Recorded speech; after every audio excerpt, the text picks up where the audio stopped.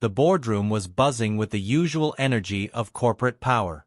Suits filled the long, polished table, discussing profits, expansions, and the next big move. At the head of the table sat Raymond Carter, the CEO of Carter & Company, a multi-million-dollar firm built on ambition, strategy, and, as some whispered, a fair amount of ruthless decision-making. His word was final, his presence intimidating. But today, something unexpected was about to unfold. Among the suited executives, unnoticed in the background, a woman moved quietly, mopping the marble floors, wiping down the sleek glass windows, her presence barely acknowledged. Eleanor Thompson had worked in this building for years, yet to the employees who walked past her daily, she was invisible. To them, she was just the cleaning lady. Someone who didn't belong in their world of high-stakes deals and luxurious offices. And that was exactly their mistake. It started with whispers, soft chuckles shared between junior executives, followed by smirks. One of them, Jason, nudged his colleague and gestured toward Eleanor. "How long do you think it takes her to save up for one of those suits?" he joked, barely bothering to lower his voice.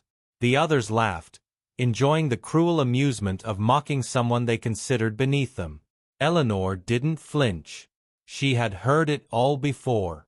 The comments, the dismissive glances, the way people avoided eye contact as if acknowledging her presence was beneath them.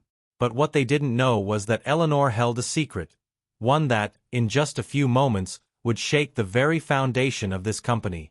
As the meeting continued, Raymond Carter cleared his throat and leaned forward. "Let's talk numbers," he said, his deep voice commanding attention. He turned to his financial advisor. "What's the latest on our budget cuts?" The advisor straightened his tie. "We're looking at reducing costs by restructuring some departments, possibly letting go of some non-essential staff." At that moment, the room erupted in quiet murmurs of agreement. "It's business," one executive muttered. "We need to trim the fat." That was when Eleanor, still standing in the background with her mop, let out a soft chuckle. A chuckle that cut through the air like a blade. All heads turned. Raymond narrowed his eyes. "Something funny?" Eleanor placed the mop against the wall and took a step forward. She wasn't laughing anymore. Her gaze, steady and unshaken, met the CEO's. "Actually, yes," she said. "It's funny how you think you're the one making decisions here." Silence. A few executives exchanged confused glances. Jason, the one who had mocked her earlier, let out a short laugh. "Excuse me," he scoffed. "You're just—" "Careful," Eleanor interrupted. "Choose your next words wisely." Her voice was calm, but there was something in her tone, a quiet authority that sent a ripple of unease through the room. Raymond leaned back in his chair, studying her. "And why should we listen to you?" Eleanor smiled, slow and deliberate. Then, she reached into her pocket and pulled out a small envelope, placing it on the table in front of him. "Because as of this morning," she said, "I own 51% of this company." The room froze. The executives, the board members, even Raymond himself, everyone stared at Eleanor in shock. The woman they had dismissed, mocked, and ignored for years had just flipped their entire world upside down. Raymond's fingers trembled slightly as he reached for the envelope. He pulled out the official document inside, his eyes scanning the words rapidly. His face drained of color. "No," he whispered, shaking his head. Eleanor simply folded her arms. "Oh yes." Jason, the one who had ridiculed her just minutes ago, looked around as if waiting for someone to say this was a joke. This has to be some mistake," he stammered. Eleanor turned to him, her gaze sharp. "The only mistake," she said, "was underestimating me." A heavy silence hung over the room. No one knew what to say. No one knew what to do. And then, with the same quiet authority, Eleanor took a deep breath and looked directly at Raymond. "You're fired." Raymond's jaw clenched as he gripped the edges of the document tighter, his knuckles turning white. His gaze flickered from the paper to Eleanor, then back again, as if trying to make sense of an impossible reality. The rest of the room sat in stunned silence, the weight of her words sinking in like a stone dropped into deep water. Jason, who had been smirking moments ago, suddenly looked sick. He shifted in his seat, his hands fidgeting, searching for some kind of reassurance from his colleagues, but no one said a word. The air had shifted. Power had shifted.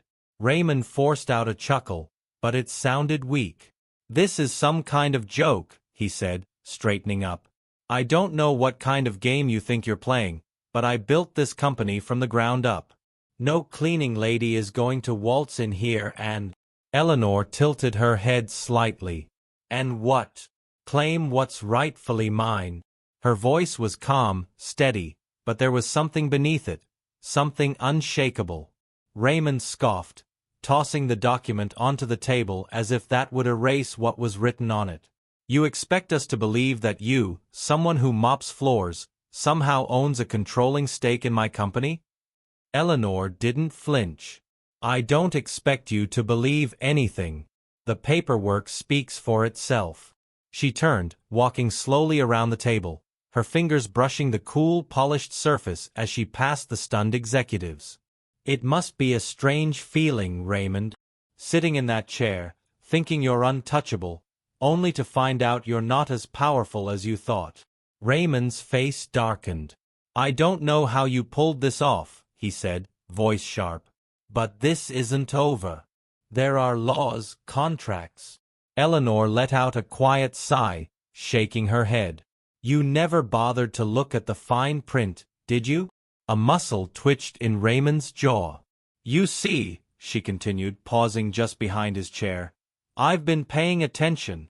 While you and your executives sat in this room making deals, restructuring departments, deciding whose job was non-essential." She let the words hang in the air before leaning in slightly. "I was watching, listening, learning." Jason let out a nervous laugh. "This is insane. She's just a janitor." Eleanor turned to him, raising an eyebrow. "Am I?" Jason opened his mouth, but no words came out. The others in the room exchanged wary glances. Some of them had been in the company for years, but none had ever given Eleanor a second thought. And now, she was standing there, turning their world upside down. Raymond stood abruptly, pushing his chair back with a sharp scrape. "I don't buy it," he muttered, shaking his head. He turned to one of his legal advisors. "Get the lawyers on the phone. Right now." The advisor hesitated. "Now," Raymond snapped. The advisor fumbled with his phone, but Eleanor smiled. "Go ahead," she said. "Call whoever you want. But it won't change anything." Raymond's eyes narrowed. "You think you've won, but you have no idea what you're doing." Eleanor's expression didn't change. "Oh, I know exactly what I'm doing." Jason, still looking for a way to dismiss the situation, scoffed. "Fine. Let's pretend this is real for a second. How does a former cleaning lady, end up owning over half the company?" Eleanor turned to him, her gaze steady. "It wasn't easy," she admitted. "It took years. Sacrifices. Patience." She glanced around the table. "But most of all, it took knowing what you all failed to see." Silence. Eleanor exhaled slowly. "I wasn't always a cleaning lady," she said. "I had a different life once. A career. A future. Until someone took it from me." Some of the executives shifted uncomfortably in their seats. Raymond crossed his arms. "And I suppose you're going to blame me?" Eleanor let out a small, humorless chuckle. "You don't even remember, do you?" Raymond frowned. "Remember what?" Eleanor's fingers traced the edge of the table as she walked around it. 15 years ago, I was one of the youngest financial analysts at this company. Smart, hard-working, willing to do whatever it took to climb the ladder. Just like you once were." She stopped near the head of the table, tilting her head. "But unlike you, I didn't have the right last name. Or the right connections. So when I spoke up about a deal that didn't add up, I wasn't promoted. I was discarded. Raymond's brow furrowed. That's ridiculous. I don't. You fired me, Eleanor interrupted. Her voice was even, but there was an edge of something deeper beneath it. You and your board. You didn't even give me a chance to defend myself. One day, I was here. The next, I was nothing. The room was so quiet, the ticking of the wall clock felt deafening. Jason cleared his throat. Okay, so you lost your job. That doesn't explain how you... Eleanor smiled. Oh, but it does. She turned toward him. Because when you hit rock bottom, you have two choices. You stay there, or you start climbing again. And I started climbing. Quietly. Strategically. While you all ignored me, I was paying attention. I watched the stocks. Studied the board. Learned where the weaknesses were. And over time, little by little, I bought shares. Sometimes under different names, sometimes through silent investors. She gestured toward the document on the table. Until one day, I had enough to make a move. Raymond's face was unreadable. You all made it so easy, Eleanor continued. Because you never saw me. You never saw anyone beneath you. Her gaze swept across the room. And that is exactly why I'm standing here now. A heavy pause. Jason swallowed hard. So what now? He asked, voice uncertain. Eleanor took a deep breath, looking around the room. Now? She glanced at Raymond. Now we talk about what happens next. Raymond squared his shoulders. If you think I'm just going to walk away. Eleanor held up a hand, cutting him off. Oh, I don't expect you to go quietly, she said.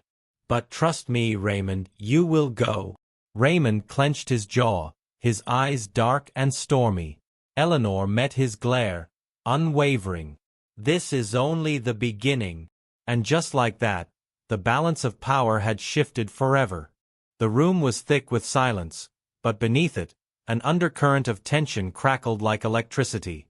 The weight of Eleanor's words still hung in the air, pressing down on everyone present. Raymond stood rigid, his face unreadable, but his fingers twitched slightly, one of the few tells he had when things weren't going his way. The executives were still struggling to process what had just happened. A woman they had mocked, ignored, and dismissed had just revealed herself as the most powerful person in the company. Some looked at Eleanor with a new sense of wariness, others with poorly concealed panic. Jason, who had spent most of the meeting sneering, looked like he wanted to sink into the floor. Raymond finally spoke, his voice carefully measured. You think you've won just because you have the paperwork? He took a slow step toward her, his expression sharp. Business isn't just about numbers, Eleanor. It's about control, influence. And no one in this room is going to follow you. Eleanor studied him for a moment, then let out a quiet laugh. You're still underestimating me, she said, shaking her head. That's your problem, Raymond. You assume that power is something people have to see to believe in. But real power? The kind that lasts. She leaned in slightly. It's built when no one is looking. Raymond scoffed, but there was something flickering in his eyes, something uncertain. He turned toward the other board members, sweeping his hand across the room. Fine, he said, his voice carrying authority, as if he were still the one in control. Let's hear it. Who here actually thinks she can run this company? There was an uneasy shifting of chairs, but no one spoke right away. Some of them avoided his gaze altogether. Others looked at Eleanor, as if seeing her for the first time. One of the older executives, Harold Grayson, cleared his throat. This is highly unusual, he said hesitantly. But if what she's saying is true... Raymond's head snapped toward him. If you're actually considering this... Harold hesitated. She owns the company, Raymond, whether we like it or not. Jason scoffed, shaking his head. So what? She has no experience leading a company like this.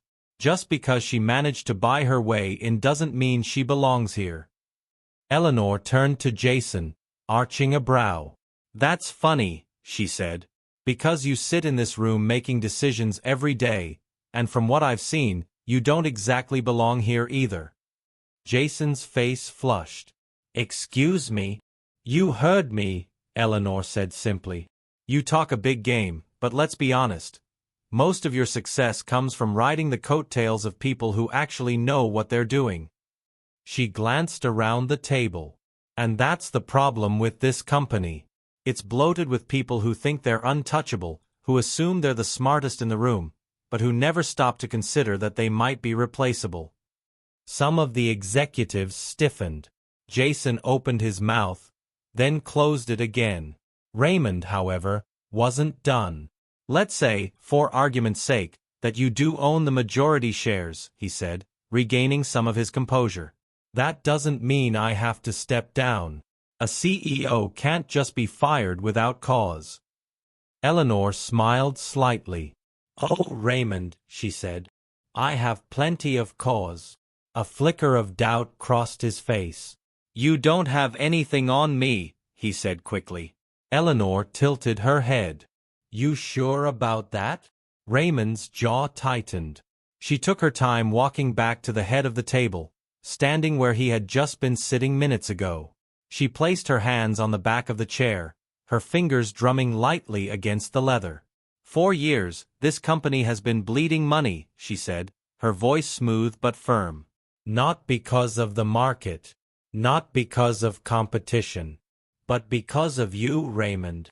A ripple of murmurs swept through the room. Raymond's face darkened. You're bluffing. Eleanor met his gaze, unshaken. You really think I spent all these years watching from the sidelines without paying attention to everything? Her voice was calm, almost conversational, but it carried weight. I know about the offshore accounts, the backdoor deals, the contracts that never should have been signed. She let the words settle before adding, I know about the missing funds. The boardroom fell into stunned silence. A couple of the executives shifted uncomfortably in their seats. They had suspected things weren't adding up for a while, but no one had dared to ask questions. Now, someone was forcing the conversation into the open. Raymond's expression didn't change, but there was a stiffness in his posture, a flicker of something in his eyes. He was good at keeping his composure, but Eleanor had studied him for years. She knew when he was calculating an escape route. You don't have proof, he said finally. Eleanor raised a brow. Are you willing to bet on that? A muscle twitched in his jaw. She leaned forward slightly. Because I'll tell you exactly what's going to happen next. You're going to walk out of this room on your own, or you're going to be dragged out when the investigation starts. Your choice. Raymond let out a slow breath, his mind racing. He had worked too hard, too long, to let someone like her take it all away. He wasn't going down without a fight. Jason, still trying to process everything, shook his head. This is insane. The board won't stand for this. Harold cleared his throat again, looking at Eleanor carefully. If she has the proof, he said slowly, then we might not have a choice. Raymond turned to him sharply. You can't be serious. Harold's face was unreadable. You always said business isn't personal, Raymond. Raymond's hands clenched at his sides. He wasn't used to losing. He never lost. But Eleanor? She was just getting started. Raymond's breathing was slow and controlled, but his grip on the table was tight enough that his knuckles turned pale. His mind raced, searching for a way out, a loophole, anything that could undo what had just happened. But Eleanor stood firm, unwavering, as if she had already anticipated every move he might make. The executives around the table were shifting uncomfortably, their gazes darting between them like spectators at a fight, unsure whether to intervene or watch the spectacle unfold. Jason, still in denial, scoffed. This is ridiculous. You don't just walk in here and throw out accusations like this. You think you can take down Raymond just because you say you have proof? Where is it? Eleanor turned her head slightly, as if amused by his challenge. Jason, she said calmly, if I didn't have proof, do you really think I would be standing here right now? Jason opened his mouth to argue, but stopped. He had underestimated her before, just like Raymond had. The way she carried herself, the confidence in her voice, it didn't belong to someone making wild claims. It belonged to someone who knew she had already won. Raymond straightened up, his voice as smooth as ever. If you had anything that could incriminate me, you would have used it already. He gave her a tight smile, forcing himself to look composed. You don't have the power to remove me, Eleanor. Not without the board's support. She studied him for a moment, then exhaled slowly, as if she had been waiting for him to say that. You're right, she admitted, stepping back. I don't have the power to fire you, not by myself. She turned her gaze to the rest of the board. But they do. The shift in the room was immediate. The executives, who had been watching in stunned silence, suddenly felt the weight of their own decisions pressing down on them. Some exchanged uncertain glances. Others avoided eye contact altogether, as if hoping to disappear into the background. Raymond let out a sharp laugh. You think they're going to side with you over me? He gestured toward the board. Half these people owe their careers to me. They wouldn't dare turn against me. Eleanor didn't flinch. Are you sure about that? She asked, her voice cool. For the first time, a flicker of something uncertain crossed Raymond's face. Harold, who had been silent for most of the exchange, leaned forward. His expression was unreadable, but his voice was measured. If there's truth to what she's saying, Raymond, then this isn't just about loyalty. It's about survival. Raymond's eyes narrowed. What are you implying? Harold sighed, glancing at the others before continuing. If Eleanor has evidence of financial misconduct, and we ignore it, then we're all complicit. If an investigation happens, and it will happen, then it won't just be you going down. The entire board could be held accountable. Jason shifted uneasily. A few others murmured in agreement. The room was changing, and Raymond could feel it. He clenched his jaw. There is no investigation because there is no evidence, he snapped. She's bluffing. Eleanor smiled, tilting her head slightly. You know what's interesting about corporate fraud, Raymond? She mused. It always leaves a trail. Paperwork, wire transfers, suspicious expenses. She paused, letting her words sink in before adding, and sometimes, it only takes one whistleblower to make everything come crashing down. The color drained from Raymond's face for just a second before he masked it with a sneer. Even if you had something, no court would take you seriously. Eleanor let out a soft chuckle. You really don't get it, do you? She leaned forward just slightly. This isn't about the courts. Not yet. This is about the people in this room. Right now, they get to decide whether to stand with you, or distance themselves before it's too late. A tense silence stretched between them. The executives exchanged glances, uncertainty flickering in their expressions. Raymond exhaled sharply, turning to the board with one last attempt to regain control. If you side with her, you're making the biggest mistake of your careers, he warned. I built this company. I made it what it is today. And if you let her take it, you're signing its death certificate. But his words didn't land the way they used to. For the first time, his authority wasn't absolute. Harold folded his hands together, looking around at the others. Perhaps we should put this to a vote. Raymond's head snapped toward him. You can't be serious. But Harold didn't answer. Neither did the others. The room was shifting away from him, and he knew it. Eleanor watched the panic start to creep into his eyes, but she didn't gloat. She had waited years for this moment, but she wasn't here for revenge. She was here to set things right. Raymond was still grasping for control, but it was slipping through his fingers like sand. His voice hardened. "If you do this, you'll regret it." Eleanor met his gaze, her expression unreadable. "No, Raymond," she said quietly. "The only one with regrets will be you." The room held its breath. The vote was about to begin. The tension in the room was suffocating. No one moved, no one spoke, as the weight of the moment pressed down on them. The vote was inevitable, and Raymond knew it. His mind raced, scrambling for a way to stop it before it was too late. He had always been in control, always one step ahead. But now, for the first time, he felt something unfamiliar creeping into his chest. Panic. Just as Harold was about to call for the vote, Raymond straightened up, smoothing his tie with forced composure. "Before you all do something you'll regret," he said, his voice dangerously calm, "there's something you should know." He turned to Eleanor, his eyes gleaming with something that wasn't quite fear, but wasn't quite confidence either. "You think you've won, don't you?" Eleanor didn't answer. She simply watched him, waiting. Raymond let out a slow breath, shaking his head as if he pitied her. "I wasn't going to bring this up," he continued, looking around the table. "I figured I'd let you all come to your senses first. But since Eleanor insists on playing this little game," he turned his full attention back to her, his expression sharpening.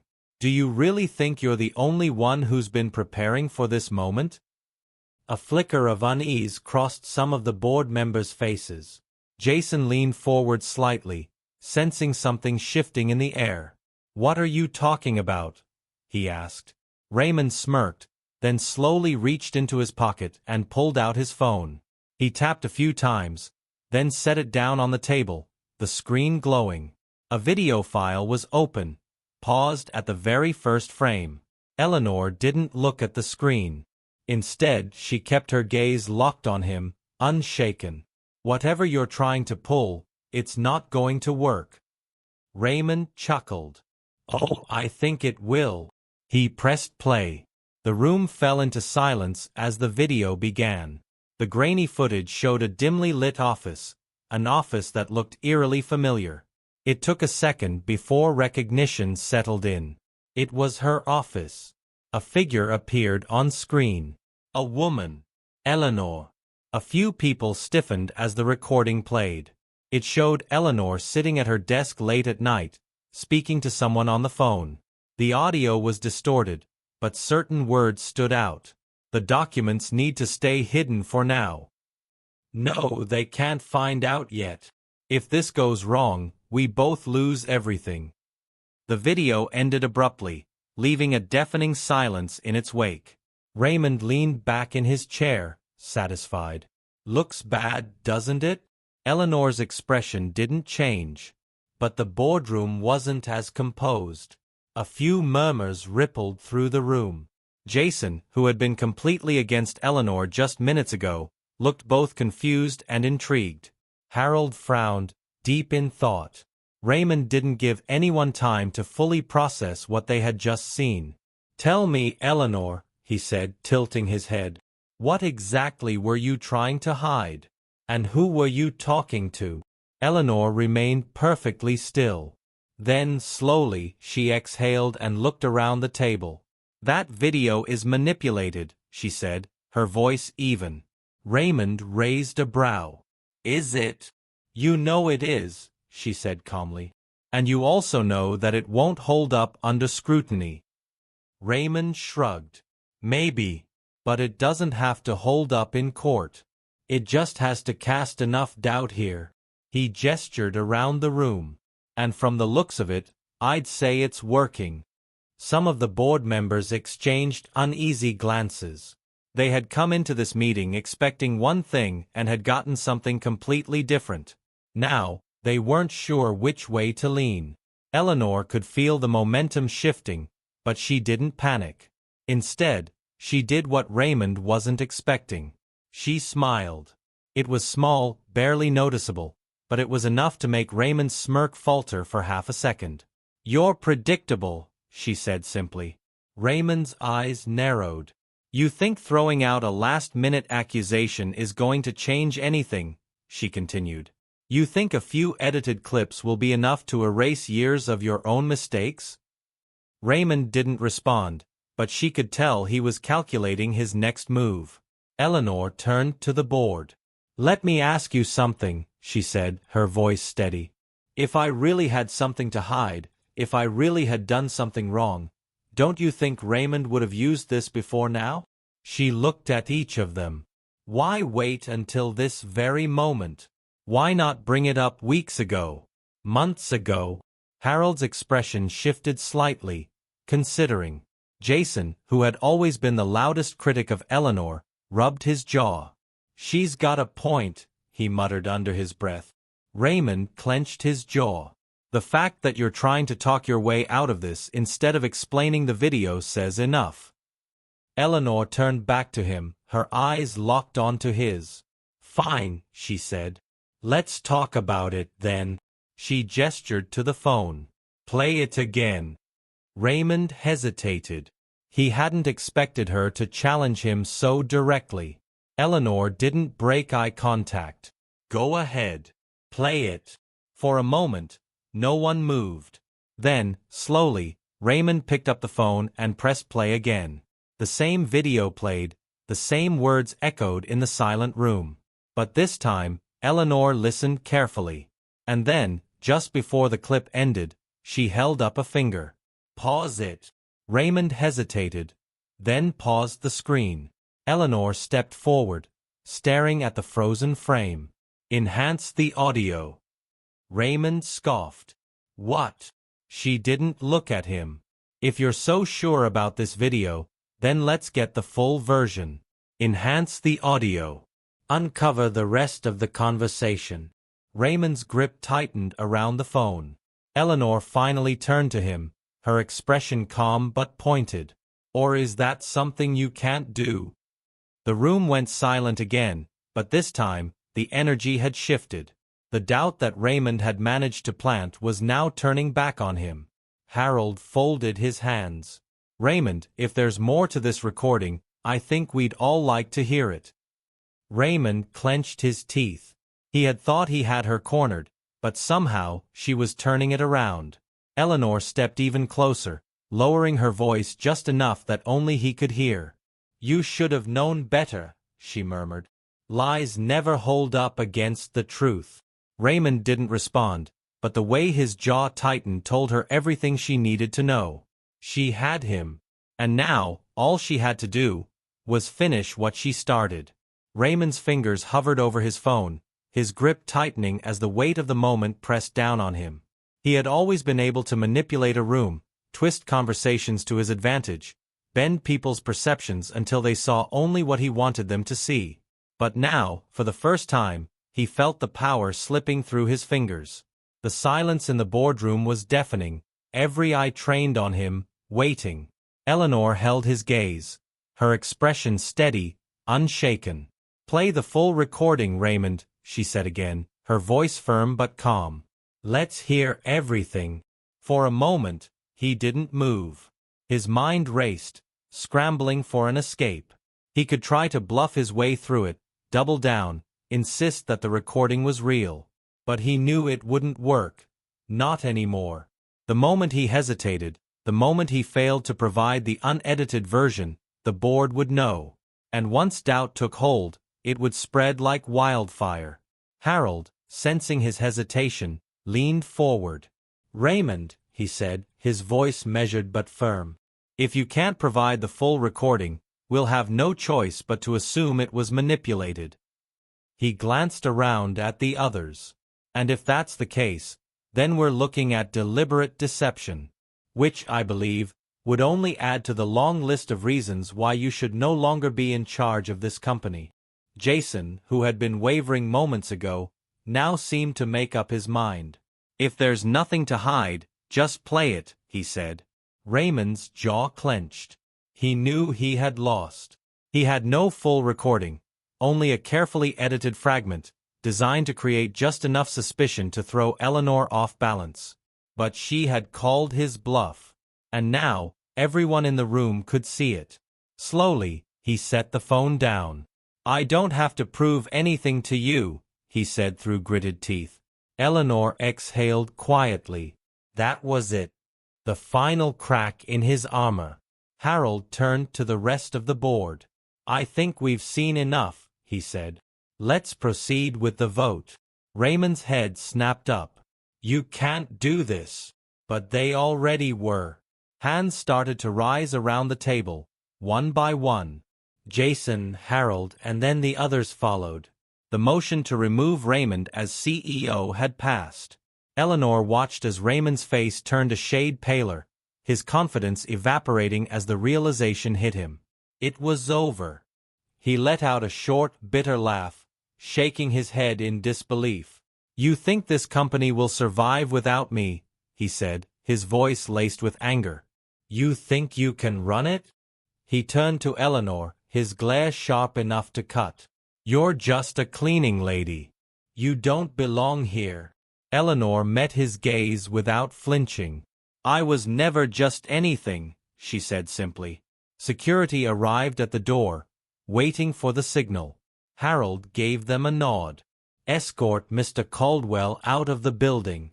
Raymond stood frozen for a moment, his mind still refusing to accept what had just happened. Then, with a sharp exhale, he grabbed his phone and stormed toward the exit. The security guards followed closely behind. As the door shut behind him, the tension in the room seemed to lift. The weight that had hung over the board for years had finally been removed. Eleanor took a slow breath, steadying herself. It was done. But as she looked around at the faces in the room, she knew the real work was just beginning. The company wasn't just about removing a corrupt leader, it was about rebuilding everything he had broken. Harold turned to her. "I think it's only fair we discuss your future here," he said. Eleanor hesitated. She had spent so much time fighting to expose the truth that she hadn't really thought about what came next. But before she could answer, the door burst open. A younger man in a suit rushed inside, looking panicked. "You need to see this," he said, holding up his tablet. Eleanor frowned. "What is it?" He turned the screen toward them. A live news broadcast was playing. "Breaking news.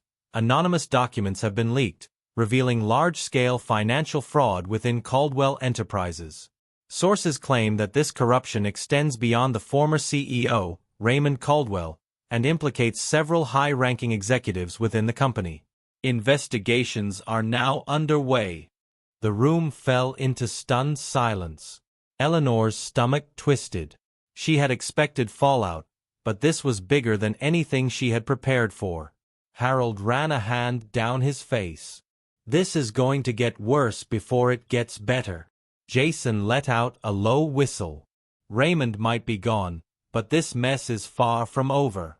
Eleanor exhaled slowly. The fight wasn't over. It was just beginning. The boardroom remained eerily silent as the news broadcast continued, the words large-scale financial fraud echoing in everyone's minds. The weight of the revelation settled over them, heavier than anything they had expected. Eleanor's victory over Raymond had been hard-won, but now it was clear, the battle was only the beginning. Jason leaned back in his chair, shaking his head. "This means we're under investigation now." Harold rubbed his temple, already exhausted. "Not just the company," he said. "Anyone who was part of Caldwell's leadership could be implicated." He looked at Eleanor. "Including you." Eleanor held his gaze, unflinching. "I have nothing to hide." "We know that," Jason said. "But the public doesn't." The word stung, but Eleanor knew he was right. Perception was everything. Even if she had done nothing wrong, being associated with the scandal could still hurt her. The company's reputation was already on fragile ground, and now, with a federal investigation looming, it could crumble completely. Harold sighed. "The board needs to act fast. If we don't control the narrative, we'll be swallowed whole." Eleanor took a deep breath, steadying herself. "Then let's control it." Everyone turned to her. I've spent years working in the shadows of this company, she said. Watching, listening, learning. I may not have sat at this table before today, but I know this business inside and out. I know what needs to be done, and more importantly, I know what the people who work here need to hear. Jason frowned. And what's that? That we're not the same company we were under Raymond Caldwell, she said firmly. That we won't lie, we won't manipulate, and we won't hide the truth. We don't need spin, we need honesty. Harold nodded slowly. A public statement. Transparency. Eleanor met his eyes. Exactly. We get ahead of this before the headlines destroy everything we've fought for. A murmur of agreement rippled through the room. Within the hour, a press conference was arranged. The company's PR team scrambled to prepare, but Eleanor knew that no rehearsed statement would work. This had to be real. She stood before the cameras, the weight of everything on her shoulders, but she didn't let it show. She spoke with clarity, with conviction. She acknowledged the mistakes of the past, the corruption that had gone unchecked for too long. She promised accountability, real change, and full cooperation with investigators. Most importantly, she reminded the world of the thousands of employees who had nothing to do with Raymond Caldwell's greed, the people who deserved a company they could be proud of. The response was mixed at first. Skepticism was expected. But as the days passed, the honesty in her words began to shift the conversation. Reporters stopped focusing solely on the scandal and started discussing the company's future. Raymond, meanwhile, had disappeared from the public eye. Investigators uncovered more evidence of fraud, implicating him deeper than anyone had realized. His wealth and influence had shielded him for years, but now there was no escaping the consequences. The company he once controlled had turned its back on him, and soon, so did everyone else. For Eleanor, the transition was not easy. The road ahead was long, filled with challenges she hadn't even imagined. But she wasn't alone. People believed in her, in the vision she had laid out. The board officially appointed her as interim CEO, a title she never thought she'd hold, but one she knew she had earned. Jason, once one of her biggest skeptics, became an unexpected ally, working closely with her to rebuild trust inside and outside the company. Harold, the man who had given her the chance to speak when no one else would, stood by her side every step of the way. And the employees, the ones who had once overlooked her, dismissed her, even mocked her, began to see her in a different light. Respect was not something that could be demanded. It had to be earned. And Eleanor had earned it. Months later, as she stood in the same boardroom where it all began, looking out over the city skyline, she allowed herself a rare moment of reflection. She had started in this building as a cleaning lady, invisible to the very people she now led. But she had never been just a cleaning lady. She had been a witness, a fighter, a survivor. And now, she was something else entirely. A leader. The company would never be the same, and neither would she. And that, she knew, was the greatest victory of all.